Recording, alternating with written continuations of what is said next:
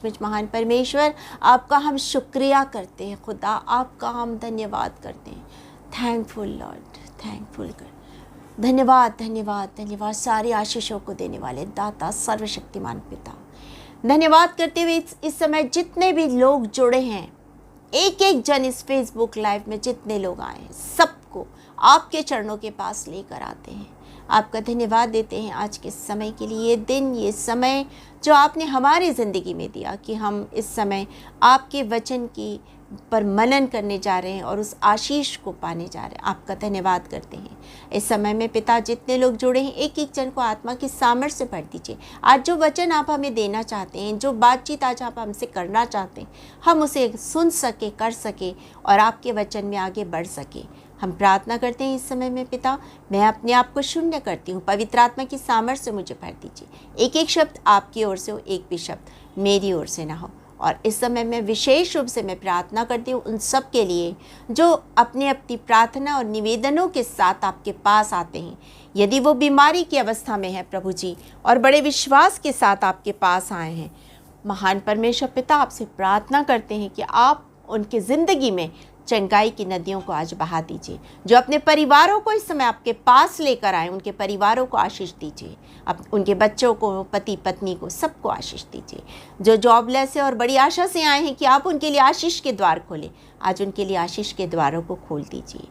महान परमेश्वर, हर एक को पवित्र आत्मा का अभिषेक देकर एक एक का उपयोग कीजिए। जो सेवकाई के क्षेत्र में है, उनकी सेवकाई और अधिक आशीषित होने पाए। आपका धन्यवाद करते हैं। आप हमारी प्रार्थना सुन रहे हैं। इस विनती को यीशु मसीह के नाम से मांग लेते हैं, सुनिए और दया से ग्रहण कीजिए। आमीन आमीन। आप मेरे साथ निकाल लीजिए रोमियो और उसके पहले अध्याय और उसके 8 वचन से 12 वचन तक। Romans chapter 1 verse 8 to 12। यहाँ पर इस तरह लिखा है, मैं आपके लिए पढ़ देती हूँ।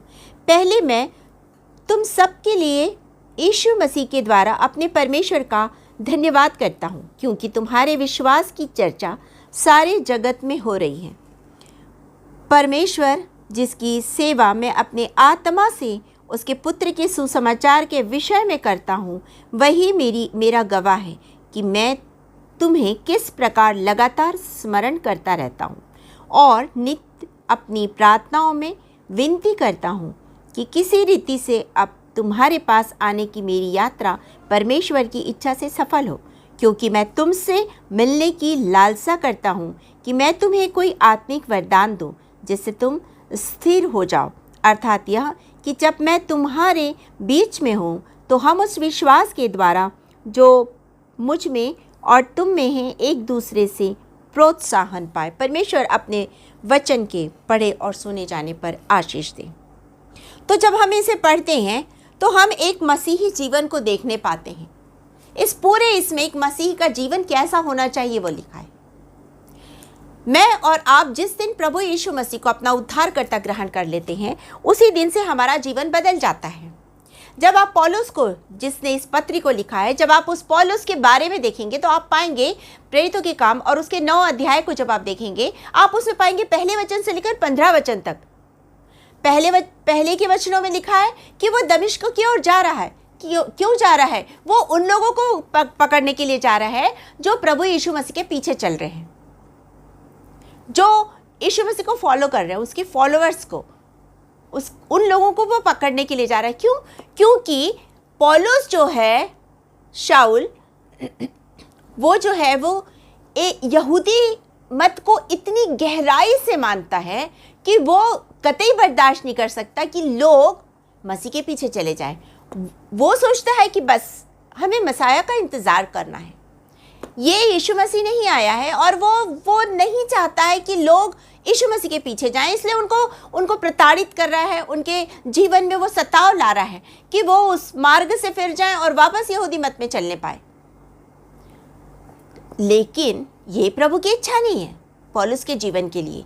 पौलुस को परमेश्वर ने चुना है अपने कामों के लिए। वचन में लिखा है, जब आप 15 वचन को पढ़ेंगे तो आप उसमें पाएंगे कि वो परमेश्वर का वो चुना हुआ पात्र है जिसे राजाओं के बीच, हाकिमों के बीच, अधिकारियों के बीच वचन को लेकर खड़े होना है। आप बहुत से लोग इस समय जो जुड़े हैं वो सेवकाई करते हैं, मैं सेवकाई करती हूँ, आप सेवकाई करते हैं, मेरी मिनिस्ट्री है जीसस, मेरी अपनी जो मिनिस्ट्री है वो गॉड्स लव है, आपकी भी जीसस के प्रति एक मिनिस्ट्री है, एक सेवकाई है। जो कार्य आप कर रहे हैं ज़रूरी नहीं कि उस कार्य को मैं करूं, या जिस काम को मैं कर रही हूं ज़रूरी नहीं कि आप उस कार्य को करें, क्योंकि हर एक को परमेश्वर ने अलग अलग योजनाओं के लिए रखा है कि हम उसके कामों को करें। और इसीलिए जब उसने पौलुस को चुना तो पौलुस के लिए भी एक योजना थी। पतरस, अंद्रियास, याकूब, यूहन्ना या मत्ती, हल्फे का पुत्र, और फिलिपुस और नथानियल, ये सारे के सारे लोग उन कामों को नहीं कर सकते थे जिस काम को पौलुस कर सकता था। तो हर एक के लिए परमेश्वर की एक योजना है, और उस योजना को जानने के लिए पहले मसीह के पास आना होगा, मसीह को, यीशु मसीह को अपना उद्धारकर्ता ग्रहण करना होगा, अपना जीवन उसे समर्पित करना होगा, और तब उसके पास घुटनों में जाकर उस योजना को जो उसने आपके लिए बनाई है उसे जानना होगा। जब तक आप उसके पास नहीं जाएंगे, उसकी योजनाओं को कैसे जानेंगे? आप नहीं जान पाएंगे। उसकी योजनाओं को जानने पहले उसके पास जाना होगा। मैं पहले नहीं समझ सकती थी कि परमेश्वर की मेरे प्रति क्या योजना है, मैं नहीं जानती थी। मैंने सोचा मुझे सिर्फ संडे स्कूल पढ़ाना है तो मैं सिर्फ संडे स्कूल पढ़ा रही हूँ। जब मैंने जाना कि नहीं मुझे महिलाओं के बीच में काम करना है तो मैं महिलाओं के बीच में काम करी। जब मुझे पता चला कि मुझे जवानों के बीच में करना है तो मैंने जवानों के बीच में काम किया। फिर मुझे पता चला कि मुझे बाइबल कॉलेज के बच्चों को शिक्षा देनी है तो मैंने उन्हें शिक्षा दी। चूँकि मैंने उसकी पढ़ाई की है, BTH MTH किया है, तो मैं शिक्षा दे सकती हूँ उनको, और मैंने उन्हें शिक्षा दी, वचन की, सिद्धांतों की शिक्षा दी। लेकिन परमेश्वर की योजना और भी बढ़कर है इससे। वो न सिर्फ बच्चों या बहनों या जवानों या पूरे कलीसिया के बीच में, वरन वो चाहता है कि मैं सारे संसार में परमेश्वर के वचन को लेके जाऊं, परमेश्वर के वचन का प्रचार करूं। उसने मुझे इस काम के लिए चुना है। आपके लिए भी उसने एक योजना बनाई है, और आपको भी उसने एक योजना के लिए चुना है। बस हमें उसकी योजना को जानना है। और जब मैंने प्रार्थना की और परमेश्वर के पास लगातार प्रार्थना में बैठी कि परमेश्वर तेरी क्या योजना है, और तब मुझे एक वचन मिला, मुझे एक आवाज मिली मुझे परमेश्वर की कि मैं तुझे एक बड़ी भीड़ के सामने लेके जा रहा हूं। तो फिर यही तो परमेश्वर की इच्छा है कि मैं एक बहुत बड़ी भीड़ के सामने वचन का प्रचार करूं। और मैंने परमेश्वर को धन्यवाद दिया। परमेश्वर की योजना आपके लिए भी इसी प्रकार है। वो आपको भी कहीं ना कहीं लेके जाना चाहता है। घर पे रहते हुए भी आप वचन का प्रचार कर सकते हैं, लेकिन उसके लिए जरूरी है कि मैं और आप पहले मसीह के पास आए, घुटनों में जाए, अपने जीवन का समर्पण करें और उससे पवित्र आत्मा की सामर्थ को मांगे। तभी आपके जिंदगी में कार्य होगा। जैसे मेरी जिंदगी में हुआ, आपकी जिंदगी में भी कार्य होगा। तो यहां पर जब हम पौलुस के जीवन को देखते हैं तो पौलुस को परमेश्वर ने चुना। जब उसका प्रभु यीशु मसीह के साथ आमना सामना हुआ, बातचीत हुई, उसका जीवन बदल गया। अभी तक वो लोगों को सता रहा है, अब वो क्या कर रहा है? लोगों को बचा रहा है नरक की ओर जाने से, उन्हें स्वर्ग की ओर ले जाने का मार्ग दिखा रहा है। आज परमेश्वर मेरे और आपकी जिंदगी से भी यही चाहता है, क्योंकि लोग मर मर के नाश हो रहे हैं। उन्हें स्वर्ग जाने का रास्ता नहीं मालूम है। रास्ता कौन बताएगा? आप बताएंगे। आपके पास प्रभु यीशु मसीह है। आप सिर्फ और सिर्फ आप बता सकते हैं और कोई नहीं बता सकता है। तो आपको उसके लिए अपने आप को परमेश्वर के हाथ में सौंपना है और उस बात को, उस जीवन को जीना है जैसा वो चाहता है। एक मसीह का जीवन,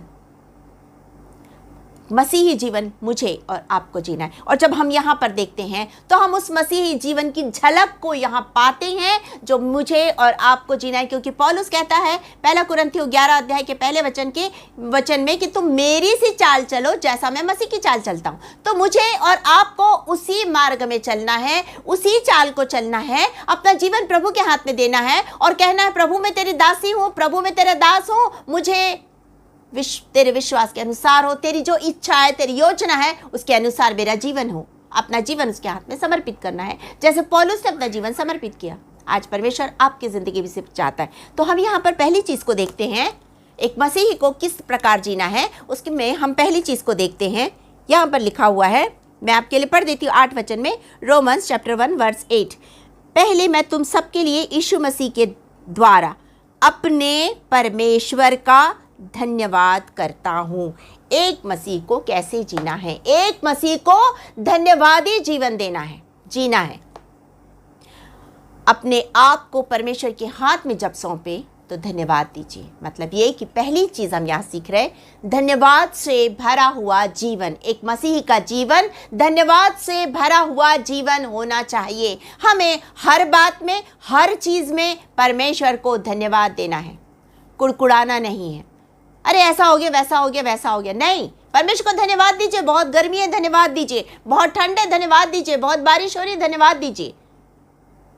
धन्यवाद दीजिए हर चीज के लिए, हर पल के लिए, हर क्षण के लिए धन्यवाद दीजिए। परमेश्वर बहुत महान है। अय्यूब ने क्या किया? अय्यूब की जिंदगी को जब आप देखेंगे, अय्यूब उसके पहले अध्याय को देखेंगे, आपने उसमें पहले अध्याय में क्या पाएंगे? आप पाएंगे कि उसके बच्चे मर गए, उसकी संपत्ति खत्म हो गई, उसका नाम जो प्रतिष्ठा थी वो धूमिल हो गई, उसका पूरा शरीर घावों से, बीमारियों से भर गया, लोग उसे पहचान नहीं रहे, लोग उस पर हंस रहे हैं, उसका ठट्ठा कर रहे हैं, उपहास उड़ा रहे हैं। उसके दोस्त आके उससे कह रहे हैं कि तूने जरूर कुछ ना कुछ गलत किया है। यहां तक उसकी पत्नी अब कह रही है कि अब तो परमेश्वर को छोड़ दे, अब तो परमेश्वर की बुराई कर। लेकिन वो क्या कहता है? परमेश्वर ने दिया, परमेश्वर ने लिया, उसका नाम धन्य है। तो आप उसने धन्यवाद दिया परमेश्वर को। परमेश्वर ने दिया, परमेश्वर ने लिया। एक बहुत बड़ा एक्सीडेंट हो गया, आप गिर गए, आपको बहुत चोट लग गई, धन्यवाद दीजिए, परमेश्वर ने एक जिंदगी आपको दोबारा दे दी, आपको दोबारा एक समय मिल गया। धन्यवाद दीजिए इस समय के लिए कि परमेश्वर आपकी जिंदगी में काम कर रहा है। उसने आपको बहुत बड़े एक्सीडेंट से बचाया। हो सकता था बहुत बुरा, लेकिन परमेश्वर ने बहुत बुरा नहीं होने दिया। तो धन्यवाद दीजिए हर एक चीज के लिए। यदि बिजनेस में कोई लॉस हो रहा है तो भी धन्यवाद दीजिए, क्योंकि प्रभु आपको और दुगनी आशीष देने जा रहा है। वेट कीजिए उस आशीष का। बिजनेस हमने भी किया, हम बहुत बिजनेस करते थे, हमारा बहुत बड़ा काम था। एक समय ऐसा आया हमारी जिंदगी में भी कि हमें लगा कि हमारा बिजनेस ठप हो रहा है, खत्म हो रहा है। हम परमेश्वर की ओर नजदीक गए, हम और परमेश्वर से प्रार्थना करने लगे। और आप विश्वास नहीं करेंगे, जिस स्थान पर आज मैं बैठ के आपके साथ वचन का प्रचार कर रही हूं, इसी रूम में जहां पर आज मैं आपके बीच में बैठ करके वचन बांट रही हूं, यहीं से मैंने स्वर्गदूतों को देखा और मुझे ढाढ़स आया कि परमेश्वर हमारे साथ है और हमारा बिजनेस जरूर और आगे बढ़ेगा। और उसके बाद ऐसा हुआ कि हम वाकई हमारा बिजनेस वापस आगे बढ़ा और बहुत ऊपर गया। तो हमारी जिंदगी में उतार आता है, चढ़ाव आता है। उतार के लिए भी धन्यवाद दीजिए, चढ़ाव के लिए भी धन्यवाद दीजिए। हम अच्छी चीजों को तो बड़े खुशी से लेते, तो हम बुरी चीजों को लेने में क्यों दुखी हो जाते हैं? बुरी चीजों को भी लीजिए, धन्यवाद के साथ लीजिए, क्योंकि आप हमेशा याद रखिए कि जब आपकी जिंदगी में कोई बुरी चीज आती है, परमेश्वर और जोर से आपको थाम लेता है। मैं आज भी याद करती हूँ, मैं एक कोरियाई हृदय का मसीह नाम की एक पुस्तक को पढ़ती थी बहुत समय पहले। उसमें एक स्त्री का वर्णन था, कोरियाई हृदय का मसीह। अगर आपको कभी मिल जाए तो जरूर पढ़िएगा। दक्षिण कोरिया के लोगों ने किस तरह से सताव का सामना किया था, किस तरह वो तकलीफ में थे। वहाँ पर वो एक स्त्री थी जो एक छोटी सी कोठरी में बंद थी, जिसमें इंसान खड़ा भी नहीं हो सकता था, ठीक से बैठ भी नहीं सकता था। एक ही पोजीशन में उसे बैठना होता था। 1 साल, 2 साल, 3 साल, 4 साल, 5 साल गुजरते जा रहे थे, वो उसके अंदर बंद थी। थोड़ी देर के लिए उसे बाहर निकाला जाता था और उसे वापस बंद कर दिया जाता था। और फिर जब वो सारी प्रॉब्लम सॉल्व हो गई और वो देश आज़ाद हो गया, और उसके बाद में वो स्त्री को जब जेल से बाहर निकाला, काफ़ी समय बीत चुका था और वो ठीक से खड़े भी नहीं हो पाती थी। और जब उससे लोगों ने पूछा कि कैसा लग रहा है आपको, पत्रकारों ने उससे पूछा कैसा लग रहा है आपको जेल की इस छोटे से कमरे से बाहर निकल, जहां वो ऐसे बैठी रहती थी पूरे समय, तो आपको कैसे लग रहा है? जानते हैं आपने उसने क्या उत्तर दिया? उस स्त्री ने कहा, उस बहन ने कहा कि मुझे अभी यहाँ अच्छा नहीं लग रहा है, क्योंकि जब मैं उस छोटी सी कोठरी में थी, मैं प्रभु की गोद में बैठी हुई थी और मुझे कोई दर्द, कोई तकलीफ का एहसास भी नहीं हो रहा था। तो हमेशा याद रखिए, यदि आपकी जिंदगी में दुख है तो परमेश्वर को धन्यवाद दीजिए, क्योंकि वो दुख में आपके साथ है। वो दुख की और उस अंधकार की और उस वेदना की और उस मृत्यु की घाटी में आपको और कस के पकड़ लेता है, क्योंकि उसने आपसे वादा किया है। उसने आपसे वादा किया है, इसलिए वो आपको और थाम लेता है। जब आप भजन संहिता 23 पढ़ेंगे आप इसी बात को पाएंगे। इसलिए परमेश्वर को धन्यवाद दीजिए। फिलिपियों की पत्री उसके 4 अध्याय को पढ़ेंगे आप, 4 अध्याय के 4 वचन से लेकर के 6 वचन तक आप उसे पाएंगे। आपके प्रार्थना और निवेदन को धन्यवाद के साथ प्रभु के पास लाना है। आपके हर एक प्रार्थना, हर एक निवेदन को धन्यवाद के साथ लाना है प्रभु के पास। तो परमेश्वर को धन्यवाद दीजिए कि प्रभु आपके साथ है और उसने आपको 1 मिनट के लिए भी अकेला नहीं छोड़ा है, वरना वो आपको अपनी गोद में उठा के रखता है। धन्यवाद दीजिए। जब आप पहला थिस्सलुनीकियों 5 अध्याय और 18 वचन को पढ़ेंगे, वहां पर भी इसी वचन को पाएंगे कि हर समय हर बात के लिए हमें परमेश्वर को धन्यवाद देना है। हमें परमेश्वर को धन्यवाद देना है। तो जब हम यहाँ पर पढ़ते हैं पहली लाइन, तो हम उसमें पाते हैं कि परमेश्वर का धन्यवाद हो। पौलुस धन्यवाद दे रहा है। परमेश्वर ने, यीशु मसीह ने धन्यवाद दी और रोटी तोड़ी और अपने चेलों को दी। धन्यवाद के साथ रोटी तोड़ी और वो 5000 से ज्यादा लोगों को दी वो रोटी। तो ये परमेश्वर हमारी जिंदगी में चाहता है कि मैं और आप हमेशा, हर पल, हर समय धन्यवाद देते रहें। आज हमारा परमेश्वर चाहता है कि हम हमेशा, हर पल, हर समय धन्यवाद दें। हमारा मन धन्यवाद से, आनंद से भरा रहे, धन्यवाद से भरा रहे। हम यहाँ पर दूसरी चीज पाते, हमने पहली चीज देखी, हमारा जीवन एक मसीह का जीवन धन्यवाद से भरा हो। हम यहाँ दूसरी चीज देखते हैं। 10 वचन में लिखा है, और नित्य अपनी प्रार्थनाओं में विनती करता हूं। दूसरी चीज हम यहां देखते हैं, आपका जीवन धन्यवाद से भरा हो। दूसरी चीज, आपका जीवन प्रार्थनाओं से भरा हो। आपका जीवन प्रार्थनाओं से भरा हो। जब आप यीशु मसीह को देखेंगे, उसने अपनी सेवकाई को शुरू करने के पहले मत्ती रचित सुसमाचार के अध्याय 4 को देखेंगे तो आप उसे पाएंगे कि उसने क्या किया? प्रार्थना की, उपवास किया और प्रार्थना की, और तब अपनी सेवकाई शुरू की। तब उसने पतरस, अंद्रियास, याकूब और यूहन्ना को बुलाया। तब उसने अपनी सेवकाई को आरंभ किया। जब उसने अपने 12 चेलों को चुना, उसने प्रार्थना की और तब 12 चेलों को चुना। उसने हर एक काम के पहले, हर एक बात के लिए प्रार्थना की। यहां तक कि क्रूस पर जाने के पहले भी वो गतसमनी के बाग में प्रार्थना कर रहा है। वो हमें शिक्षा दे रहा है कि मुझे और आपको हर पल, हर समय प्रार्थना करना है। और वो, जब आप मत्ती रचित सुसमाचार के 26 अध्याय और उसके 41 वचन को देखेंगे, मैथ्यू चैप्टर 26 वर्स 41, तो आप उसे पाएंगे, जागते और प्रार्थना करते रहो, जागते और प्रार्थना करते रहो। उसमें प्रभु यीशु मसीह क्लियरली आपसे और मुझसे कह रहा है कि जागो और प्रार्थना करो। तो मुझे और आपको प्रार्थना करना है। हमारा जीवन प्रार्थनाओं का जीवन हो, हमारा जीवन प्रार्थनाओं से भरा हुआ जीवन हो। और प्रार्थना करने का मतलब ये नहीं है कि बस घुटना टेक लिए प्रार्थना कर लिए, फॉर्मल नहीं। प्रभु चाहता है कि अपने दिल को खोलकर प्रभु के पास रखे, हम दिल से बात करें। हन्ना की प्रार्थना आप जानते हैं, हन्ना दिल खोलकर बात कर रही थी प्रभु से। आज परमेश्वर चाहता मैं और आप दिल खोलकर बात करें।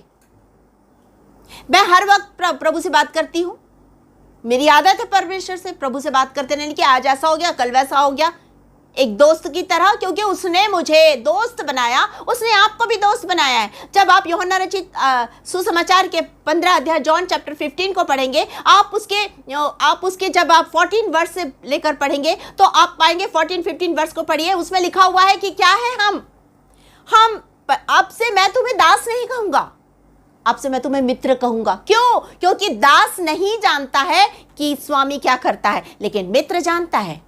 तो उसने मुझे और आपको मित्र बनाया है कि मैं और आप उससे बातचीत करें, दिल को खोलकर बात करें और उसकी सुने।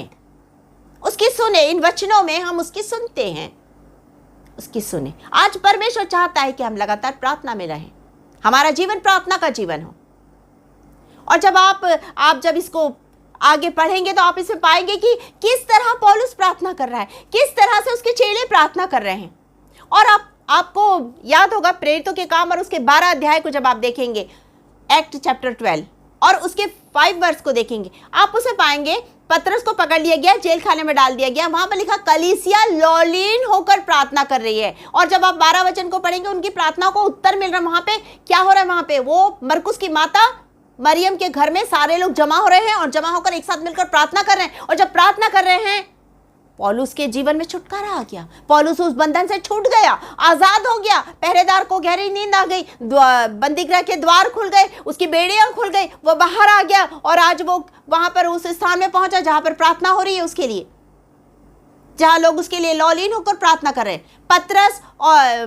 पतरस वहां आकर के बातचीत करा उनके साथ। और जब आप इसी को प्रेरितों के काम एक्ट चैप्टर 16 को देखेंगे वर्स 25 से, तो आप उसे पाएंगे पौलुस और सिलास बंदीगृह में क्या करे, बंदीगृह में वो प्रार्थना कर रहे हैं, वो भजन गा रहे हैं, वो आराधना कर रहे हैं, वो स्तुति कर रहे हैं, वो प्रशंसा कर रहे हैं, वो, और वहां क्या हुआ, भूडोल हो गया। और एक वहां पर भी चमत्कार हो गया, वहां पर भी चमत्कार हो गया कि वहां पर जेल का जो सरदार था उसने प्रभु यीशु मसीह को उद्धारकर्ता ग्रहण कर लिया अपने घराने सहित।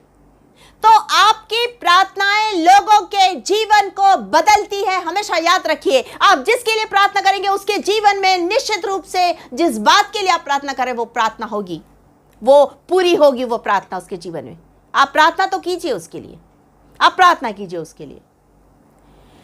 हमें प्रार्थना योद्धा परमेश्वर ने बना के रखा है। तो हमने पहली चीज देखी, आपका जीवन, एक मसीह का जीवन कैसे होना है, धन्यवाद से भरा हुआ। हम दूसरी चीज देख रहे हैं, एक मसीह का जीवन प्रार्थनाओं से भरा हुआ होना चाहिए। हमें निरंतर प्रार्थना करती रहनी है, निरंतर प्रार्थना करते रहो, निरंतर प्रार्थना करते रहो, निरंतर प्रभु से बात करते रहो और उसको उत्तर पाके उस आशीष को पाते रहो। हम यहां पर तीसरी चीज देखते हैं, हम यहां पर तीसरी चीज देखते हैं। हमने पहली चीज देखी, जीवन कैसा होना है, धन्यवाद से भरा। हमने दूसरी चीज देखी, जीवन कैसा होना चाहिए, प्रार्थना से भरा। हम तीसरी चीज यहां पर देख रहे हैं, जीवन हमारा आनंद से भरपूर होना चाहिए। जब आप प्रभु यीशु मसीह को उद्धारकर्ता ग्रहण करेंगे, आपका जीवन बदल जाएगा, आपके जीवन में आनंद आ जाएगा, आपका जीवन आनंद से भर जाएगा। जब आप यूहन्ना रचित सुसमाचार और उसके 15 अध्याय जॉन चैप्टर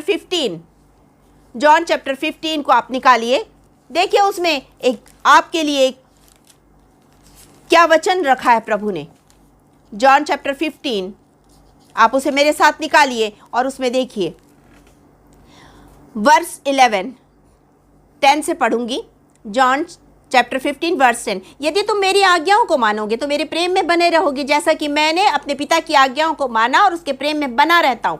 ये वचन देखिए 11 में लिखा है, मैंने ये बातें तुमसे इसलिए कही कि मेरा आनंद तुम में बना रहे और तुम्हारा आनंद पूरा हो जाए। मेरा आनंद तुम में बना रहे और तुम्हारा आनंद पूरा हो जाए। आज हमारा परमेश्वर चाहता है कि हमारा आनंद उसमें पूरा हो जाए, हमारा आनंद उसमें पूरा हो। और ये तभी संभव है जब आप परमेश्वर के पास जाएंगे, जब आप प्रार्थना करेंगे, जब आप आराधना करेंगे, जब आप परमेश्वर की आवाज को सुनेंगे, जब आप अपना जीवन उसे समर्पित करेंगे, तो परमेश्वर चाहता है कि वो आनंद आप में पूरा हो। और वचन आपसे कहता है, फिलिपियों की पत्री और उसके अध्याय 4 के 4 वचन में लिखा है, फिलिपियंस चैप्टर 4 वर्स 4, प्रभु में आनंदित रहो। मैं फिर कहता हूं, आनंदित रहो प्रभु में। मुझे और आपको हर पल हर समय आनंदित रहना है। हमें आनंद से भरपूर होकर अपना जीवन जीना है, क्योंकि हमारा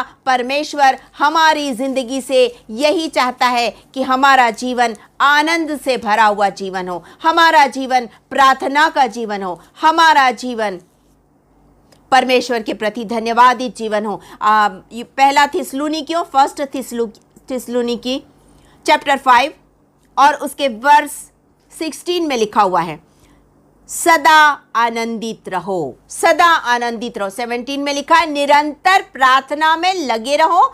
और 18 में लिखा है, हर बात में धन्यवाद करो। क्यों? ये सारी चीजें जो अभी हमने तीनों पॉइंट देखे, ये हमें क्यों करना है? क्योंकि यहां पर उसका उत्तर भी लिखा है, क्योंकि तुम्हारे लिए मसीह यीशु में परमेश्वर की यही इच्छा है। यदि आप मसीही जीवन जी रहे हैं तो परमेश्वर की ये इच्छा आपको मालूम होनी चाहिए कि परमेश्वर की क्या इच्छा है। परमेश्वर की इच्छा हर बात के लिए धन्यवाद दो। परमेश्वर की इच्छा हमेशा आनंदित रहो। परमेश्वर की इच्छा निरंतर प्रार्थना करते रहो। ये प्रभु यीशु मसीह में परमेश्वर की इच्छा है। आपका मसीही जीवन ऐसा जीवन होना है। हम यहाँ पर चौथी बात को देखेंगे। हमने 3 बातों को देखा, हम यहाँ चौथी बात देखेंगे। एक मसीही जीवन फलदायी जीवन होना चाहिए। एक मसीह का जीवन फलदायी जीवन होना चाहिए। जब आप जॉन चैप्टर 15 वर्स 16 को पढ़ेंगे, यूहन्ना उसके 15 अध्याय 16 वचन, तो उसमें लिखा है, तुमने मुझे नहीं चुना परंतु मैंने तुम्हें चुना और ठहराया ताकि तुम फल लेकर आओ। तो मुझे और आपको फल लाना है, फल लाने वाला हमारा जीवन होना चाहिए। यदि हमारा जीवन फलदायी नहीं है तो हम मसीही जीवन नहीं जी रहे हैं। एक मसीही का जीवन फल देने वाला जीवन है, फलदायी जीवन होना चाहिए। जब आप मत्ती रचित सुसमाचार और उसके 21 अध्याय को देखेंगे, मैथ्यू चैप्टर 21 और वर्स 19, मैं आपके लिए उसे पढ़ देती हूँ। मत्ती रचित सुसमाचार 21 अध्याय और उसके 19 वचन को। मत्ती रचित सुसमाचार 21 अध्याय 19 वचन, यहाँ पर लिखा है, सड़क के किनारे अंजीर का एक पेड़ देखकर वह उसके पास गया और पत्तों को छोड़ उसमें और कुछ ना पाकर उससे कहा, अब से तुझमें फिर कभी फल ना लगे। हमारा प्रभु निरंतर हमें देखता है कि हमारा जीवन कैसा है। क्या मेरा जीवन, आपका जीवन फलदायी जीवन है? यदि हमारी जिंदगी में फल है तो हम आशीषित हैं, हम दूसरों के लिए आशीषित है। और हमारा प्रभु हमसे प्रसन्न है कि हमारा परमेश्वर प्रसन्न है कि मेरे बच्चे फल लेकर आ रहे हैं। लेकिन यदि आपके जीवन में फल नहीं है, फलहीन है, तो वचन कहता है कुल्हाड़ा पेड़ की जड़ पर रखा हुआ है। याद रखिएगा, कुल्हाड़ा पेड़ की जड़ पर रखा हुआ है। यदि आपका जीवन फलहीन है तो किस दिन आपको काट दिया जाएगा, आपका यह जीवन समझ में भी नहीं आएगा आपको। आपका जीवन हमेशा फल लाने वाला जीवन होना है, फलदायी वृक्ष बनना है आपको, न कि फलहीन। फलहीन जीवन के लिए लिखा है कि आज अब से तुझमें कोई फल नहीं लगेगा, लेकिन फलदायी और अधिक आशीषित होता है। परमेश्वर और अधिक उसमें आशीष देता है। जब आप मत्ती रचित सुसमाचार और उसके 25 अध्याय मैथ्यू चैप्टर 25 को देखेंगे, मैथ्यू चैप्टर 25, मैं आपके लिए उसे निकाल देती हूँ, मैथ्यू चैप्टर 25। और जब आप उसमें एक फलदायी जीवन और एक फलहीन जीवन को देखने पाएंगे कि किस तरह परमेश्वर ने फलदायी जीवन को आशीष दी और किस तरह फलहीन जीवन के लिए ये आशीष नहीं थी। मैं आप उसे पढ़ देती हूँ, वर्स 19, मैथ्यू चैप्टर 25 वर्स 19। बहुत दिनों के बाद उन दासों का स्वामी आकर उनसे लेखा लेने लगा। जिसको 5 तोड़े मिले थे उसने 5 तोड़े और लाकर कहा, हे स्वामी, तूने मुझे 5 तोड़े सौंपे थे, देख मैंने 5 तोड़े और कमाए। उसके स्वामी ने उससे कहा, देखिए ये कितनी बड़ी आशीष है जो फलदायी जीवन जीते हैं उनके लिए। धन्य हे अच्छे और विश्वास योग्य दास, तू थोड़े में विश्वास योग्य रहा, मैं तुझे बहुत वस्तुओं का अधिकारी बनाऊंगा। आप दूसरे को देखिए, 22 वचन। और जिसको 2 तोड़े मिले थे उसने भी आकर कहा, स्वामी तुमने मुझे 2 तोड़े सौंपे थे, देख मैंने 2 तोड़े और कमाए। उसके लिए भी ये आशीष है यहाँ पर रखी हुई, धन्य है अच्छे और विश्वास योग्य दास, तू थोड़े में विश्वास योग्य रहा, मैं तुझे बहुत वस्तुओं का अधिकारी बनाऊंगा। लेकिन अब आगे देखिए 24 वचन में जिसे 1 तोड़ा मिला उसने कुछ नहीं किया,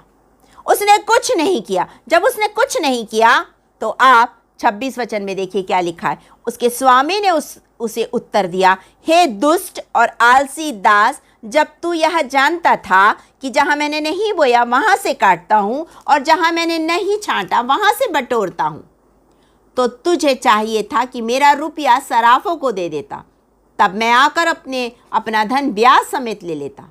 लेकिन अभी उसके लिए देखिए क्या लिखा है, 30 वचन। और इस निकम्मे दास को बाहर के अंधेरे में डाल दो, जहां रोना और दांत पीसना होगा, अर्थात नरक। यदि आपको परमेश्वर ने एक खूबसूरत जीवन दिया है तो यह जीवन आपका फलदायी जीवन होना चाहिए, न कि फलहीन। यदि आपका जीवन फलदायी है तो वो आशीष जो वहां पर आप अभी पढ़ रहे थे उसमें देखा आपने, वो आशीष आप पाएंगे। लेकिन यदि आपका जीवन फलदायी जीवन नहीं है तो आप उसी नरक की आग में जहां रोना और दांत पीसना होगा उसमें डाल दिए जाएंगे। आज अपने आप को जांच के देखिए कि आप किस प्रकार का मसीही जीवन जी रहे हैं। क्या आपका जीवन धन्यवाद से भरा हुआ है? क्या आपका जीवन प्रार्थनाओं से भरा हुआ है? क्या आपका जीवन आनंद से भरा हुआ है? क्या आपका जीवन फलदायी जीवन है, फलों से भरा हुआ है? और हम 5वीं बात यहां पर देखेंगे, क्या आपका जीवन प्रोत्साहन देने वाला जीवन है?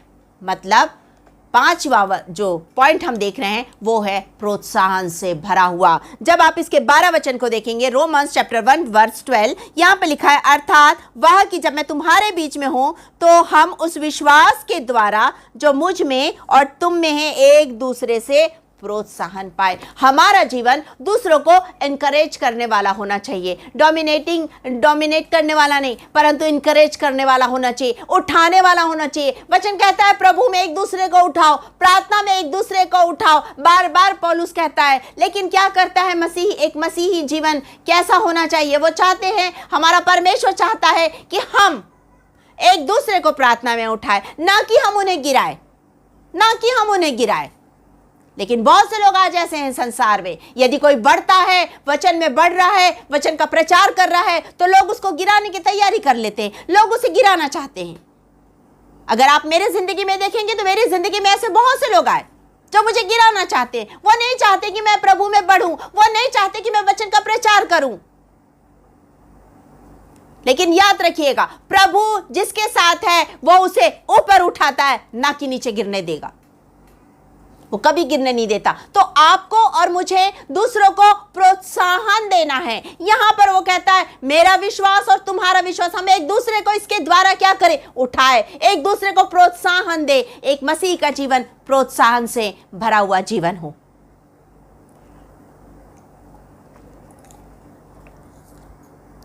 एक मसीह का जीवन प्रोत्साहन से भरा हुआ जीवन। जब हमारा जीवन प्रोत्साहन से भरा हुआ जीवन होगा, तब हम उस आशीष को पाएंगे जो आशीष परमेश्वर ने आपके और मेरे लिए रखी है। उसने मुझे और आपको आशीष का वारिस बनाया है।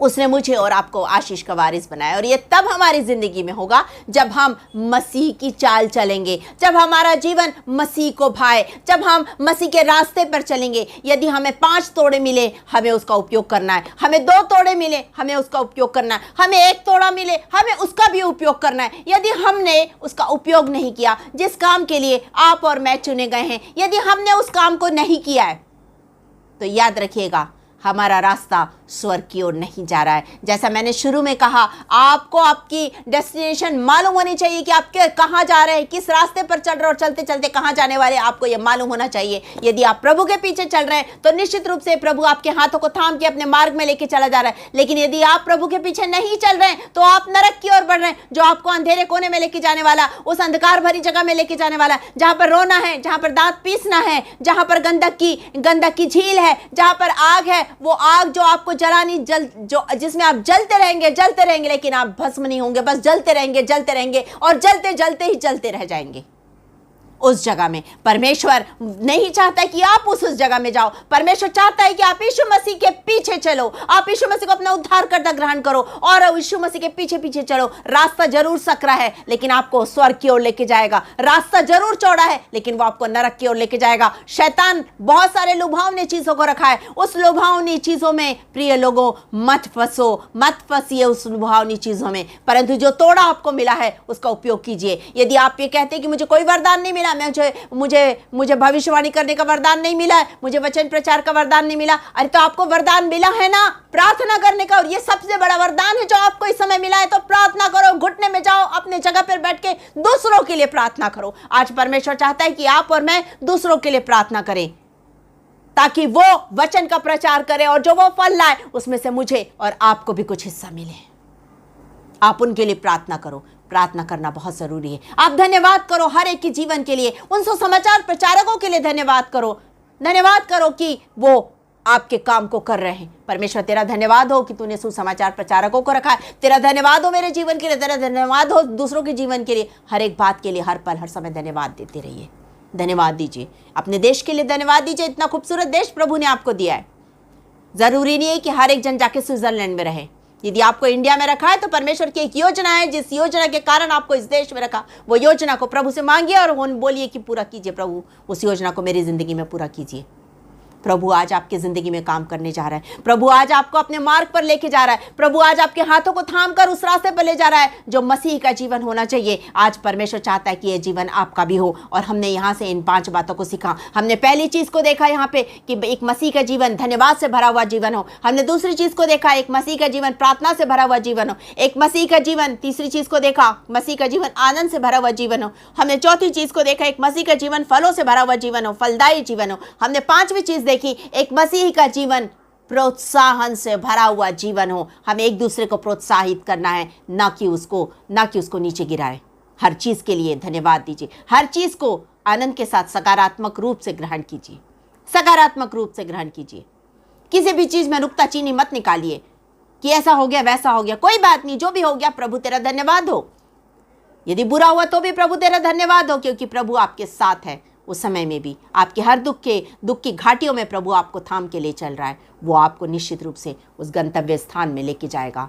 बस आप उसके हाथों को थामे रखिए, बस आप उसके पीछे चलिए, उस पर पूरा भरोसा रखते हुए वो आपको वहाँ लेके जाएगा। हनोक परमेश्वर के साथ साथ चलता रहा, चलते चलते उस स्वर्ग में चला गया। एलिया परमेश्वर के साथ साथ चला, अग्निमय रथ आके उसे उठा के ले गए। परमेश्वर के साथ साथ चलिए, प्रभु यीशु मसीह जब आएगा बादलों पर आपको उठा के ले जाएगा। आप यहाँ नहीं छूटेंगे, आप यहाँ नहीं छूटेंगे। बस परमेश्वर के हाथ को, यीशु मसीह के हाथ को थाम के रखिए, थाम के रखिए, उस पर पूरा विश्वास रखिए। वो आपको अपने साथ स्वर्ग में लेके जाने वाला है। वो आ रहा है आपको लेने के लिए। तैयार हो जाइए, अपना डेस्टिनेशन जानिए कि मुझे प्रभु के साथ बादलों पर जाना है। थैंक यू जीसस, धन्यवाद हो प्रभु। अपनी आंखों को बंद करेंगे इस समय और हम प्रार्थना करेंगे परमेश्वर से। जितने भी प्रार्थना निवेदन हैं हम इस समय प्रभु के पास रखते हैं। यदि आप बीमार हैं, प्रभु आज आपकी ज़िंदगी में कार्य कर रहा है, आपकी ज़िंदगी में चंगाई की नदियों को बहाने जा रहा है। अपने आप को तैयार कर लीजिए।